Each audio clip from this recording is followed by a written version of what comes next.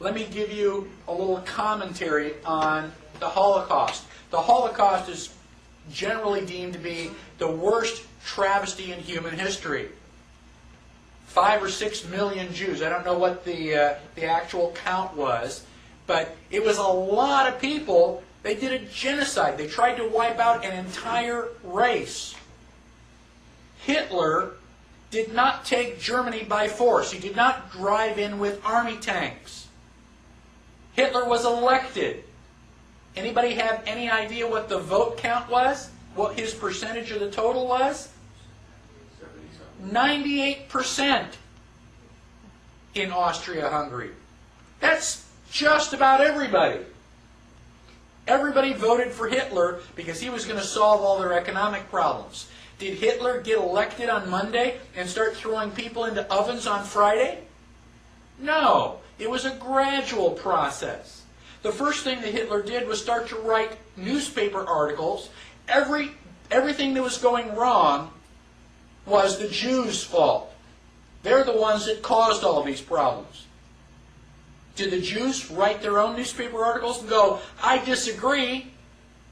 Well, not that I can think of. I've never read any newspaper articles that, contradicted any of that. So then the Jews had to wear the Star of David so we can tell who you are.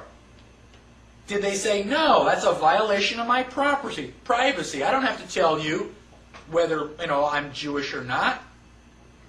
No, the Jews decided, well, it's a religious symbol. We love God. We should be proud to wear the Star of David. Eventually, the Germans came in and they broke all of the windows in all of the Jewish businesses in one weekend. Saturday night was known as Kristallnacht, which is German for Night of Glass. You couldn't walk up and down the sidewalks because they were filled with glass. Did the Jews rise up and say, now, damn it, you're violating my property. You shouldn't do that? No. Gosh, we don't want to make the Germans any madder than they already are. We want to just kind of go along to get along. Don't piss them off. They've got guns. Eventually, the Germans are loading them up into cattle trailers on the train. Where do you think you're going? On vacation? Where do you think they're going to take you? Well, now you're cold and naked and they're walking you into the ovens where you're going to go to mass execution. Is it time now to raise your hand and say, I tend to disagree with all of this? Bang! You're dead. It's too late to complain. You should have complained at the beginning when you at least had a chance.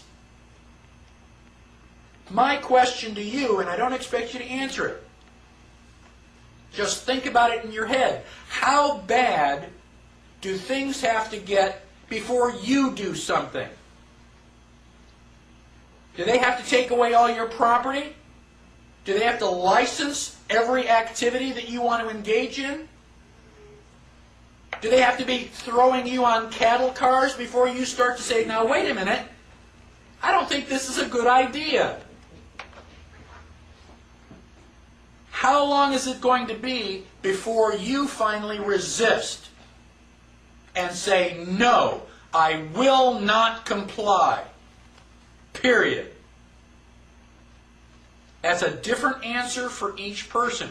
Ask yourself now, because sooner or later you're going to come to that line, and when they cross it, what are you going to say? Well, okay, cross this line. Okay, now cross that line. Okay, now cross this line. And pretty soon you're in a corner.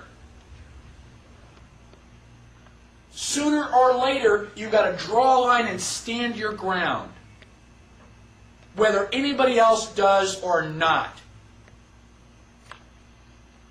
That is what liberty is all about.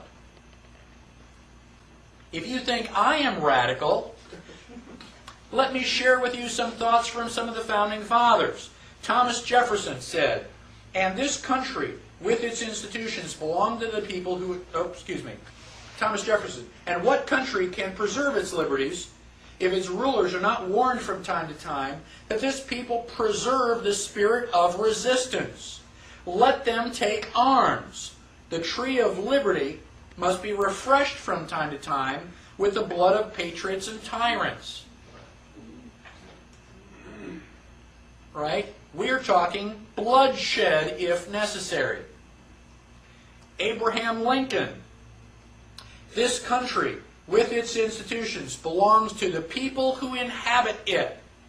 Whenever they shall grow weary of their existing government, they can exercise their constitutional right of amending it, or their constitutional right to dismember or overthrow it.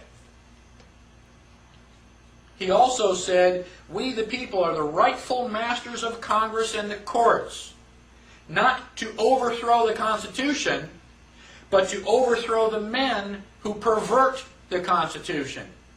How do you know if the Constitution has been perverted if you haven't read it?